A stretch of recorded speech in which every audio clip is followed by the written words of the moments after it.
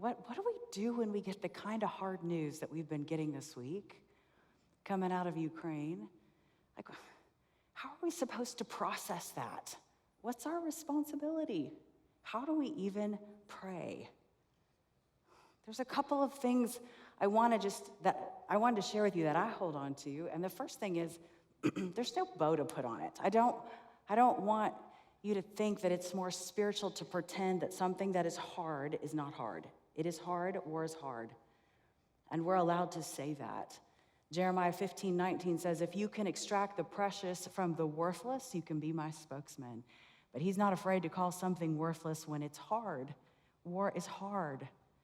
And we need to pray that God is in the midst of it and that he's doing the kinds of things that only God can do. God cannot not do his work. He is a redeemer, reconciler. He is a restorer, he's a rescuer, he's a repairer of things that are broken. We can be confident he's in the middle of hard. And we have spiritual siblings in both of those countries.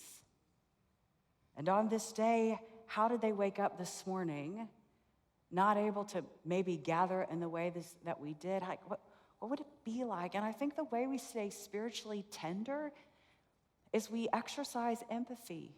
We just for a minute try to imagine what it would be like to try to have a baby this week in Ukraine. What would it be like to see your sons go away into conflict and have no idea what's going to happen?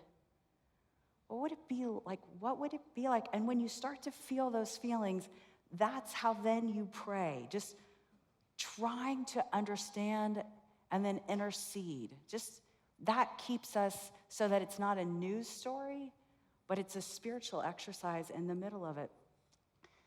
Our spiritual siblings are holding on to the same Jesus we are. They're trusting the promises that we're studying this morning and that we hold on to in our daily lives. And I want us to pray that they continue to find strength in fellowship, in the kinds of things God's told them up until now. I want to share with you a video of some of our spiritual brothers and sisters who went to find shelter underground and then found each other and began to worship. Watch this video with me.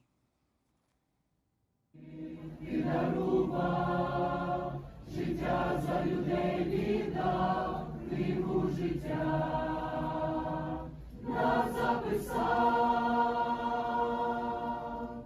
своєму слові живому, ім'я життя життя дав. I was watching that thinking to myself, if that was happening here and I was underground, would I start singing?